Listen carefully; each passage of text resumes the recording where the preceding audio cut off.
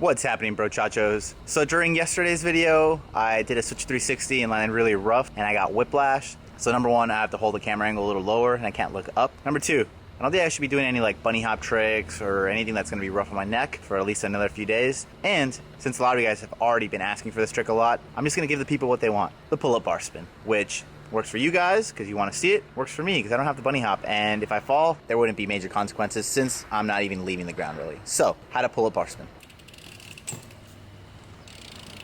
Basically, I would recommend going up against a wall, and I'm going to show you guys in a second, but you just lean your back tire on a wall or a curb, lift up the front end, and just throw the bars, and just practice that motion of throwing, releasing, and then catching. You want to figure out the timing, like how long it takes for the bar spin to come around, and how to grab it properly, which way you should throw it. For this particular trick, it doesn't really matter, but the point of the pull-up bar spin is that it's an intermediary between bunny hop bar spins and fly out bar spins. If you really get the pull-up bar spins dialed, then that'll help you when you're starting the bunny hop or fly out bar spin. I'm left foot forward, but I throw the bars the wrong way. So if you're left foot forward, you want to throw the bars counterclockwise or with your left hand. If you're right foot forward, you want to throw them with your right hand and clockwise. I messed that up as a child, but whatever. I've been able to learn them both ways, and so can you. Little side note, if you learn bars the wrong way or any trick the wrong way first, then the switch trick is actually easier for you, and then you can end up doing both tricks very easily. All right, so basically just come up to a curb, get your back tire on there, step over your bike, and then just practice tossing the bars.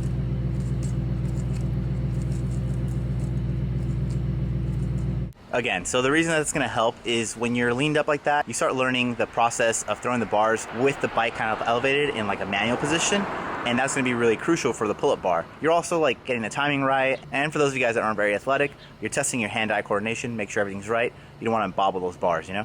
All right, so now you got that out of the way, let's get to the pull-up bar spin. Also, I should mention the prerequisites for this trick. Bunny hopping, and not because you need it in the trick, but because if you already know how to bunny hop, you're already past like a few levels of beginner. So this is a good trick after you learn bunny hops. Also manuals. If you can manual a little bit, that's gonna really help for this trick because the secret is in the manual. And another thing that I'm gonna explain soon. All right, so here we go. Number one, you're gonna wanna attempt this trick while going at a comfortable speed, somewhere between half a crank or full crank.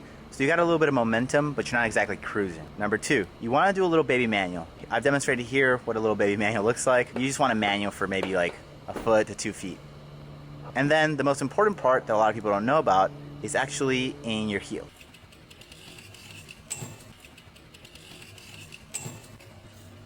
So I'm left foot forward, that means my right foot is back. If you're right foot forward, that means you're going to be using your left foot. And all you have to do is, as you can see here, so you're basically going to slide your foot back on the pedal, and then you're going to rest your heel on the peg, like so. So you still want your foot to be on the pedal, but you also want your heel to be resting on the peg. And the reason you rest your foot back there is that it's going to allow you to basically balance on the peg a little bit. So when you're doing the manual, you can actually lean back a little more, and then knowing that your foot is there, you basically rely on your foot on the peg, and then you lean back and manual, and it almost like locks the manual. Another thing I do is that when my foot is on the peg, I actually rest my right leg on the seat a little bit. And what that'll do is that'll act like pinching the seat when you're doing a bunny hop bar spin, and it'll keep the bike in place so it doesn't wiggle too much when you're throwing the bars. So take a look at a few of these clips and you'll be able to see my foot like sneak onto the peg, and you'll see that it helps me become more comfortable when I'm actually doing the pull-up bar.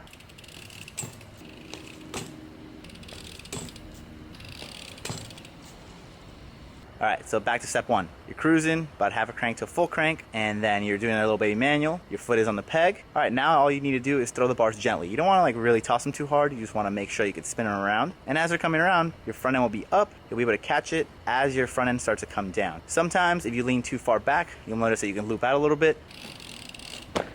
Or if you don't pull up the bars long enough, you'll see that they drop a little early. And that's a little more dangerous because if they drop where the bars are somewhere in a quarter spin, so like a toboggan position, you can flip over.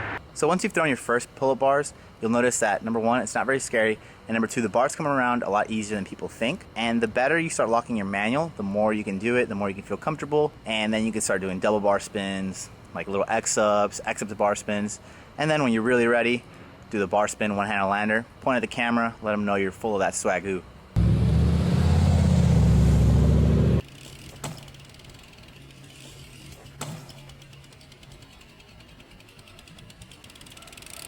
Honestly, there's not much more to that trick. Basically, a little confidence. The most important part is resting your heel on the peg. It'll really help get in that manual position and throw the bars really easily. And then the rest is just having the confidence of releasing the bars for a split second, catching them, and making them look good. As far as troubleshooting goes, confidence. Just lean back, make sure your foot's on the peg, throw the bars, and catch them. You know, like, as far as troubleshooting goes, there's really not that much that can go wrong. Mainly, it's just getting a little bit of courage and confidence, and then knowing that you're gonna throw the bars, let them go for a split second, catch them. I mean, there's nothing really to it. If you're throwing them the wrong way like I do, then you can throw them either way, as you can see in my video. I've done them to the left and to the right. And I mean, basically, they're super fun. Again, they're not very dangerous. You can do them off of stuff. You can actually do pull-up bar spins off drops, which is kind of scary. But yeah, I think that wraps it up. If you have any questions, leave them in the comments. If you have any tips for anybody else, something that helped you learn them, leave them in the comments too. Like, I'll make sure to upvote it so that way it bumps up higher and kids can read it. And I just really like when you guys interact in the comment section, because then I can chime in whenever I need to and then see what it is that helps you guys and what doesn't. I'll leave out of the videos, and anything that does help, I'll make sure to include it. But as always, I really appreciate it. Hope you guys like this video.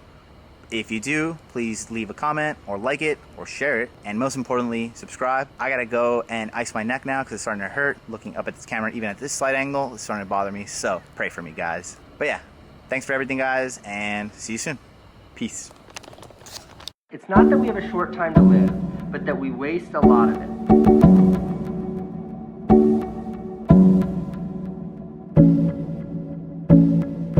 Not that we have a short time to live, but that we waste a lot of it. Wow, got him. Got him. Oh, you got the common kid. Yeah. Common kid. Where the hell Hicks been? He really did go to change his shoes. Ahaha! You gotta do the JD Kiss laugh. Ahaha! Damn, switch double bar.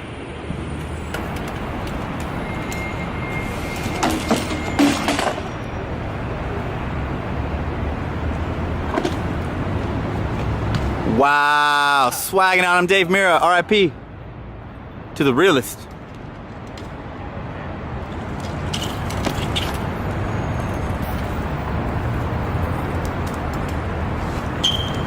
Woo! Swaggy boys. Non-swag. Ethan's bald. Hit him with that 180 crank flip, cab crank flip again.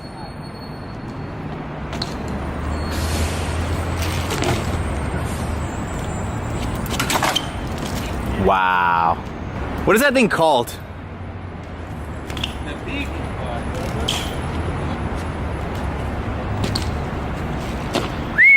Scrub whip. That's just a scrub. Wow. Was that 4 or 5? I don't know.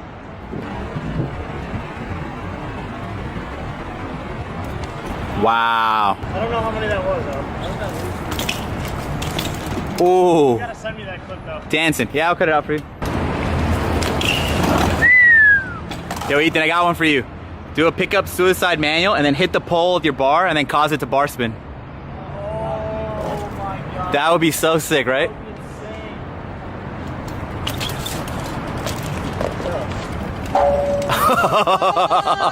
First try. Drone, boys! Drone! Yeah, drone! Hash on that house phone. This ain't the house phone, this is the cell phone. Nah, it's a house phone. Wow. Collision averted, I got his shirt. I invented this, for the record. I gave him the idea. I was like, yo, just do a sui and hit the pole.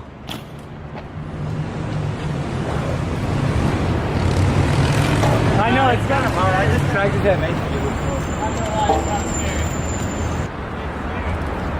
We got small bars, Brandon. Yeah. You're too good at it. Oh, Brandon does. Ethan don't care. Oh! Didn't hit it.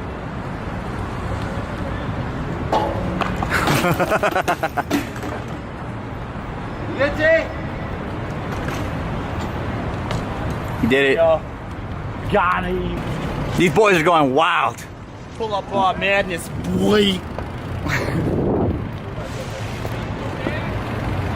Look at those booty marks. Alright, that was right towards you.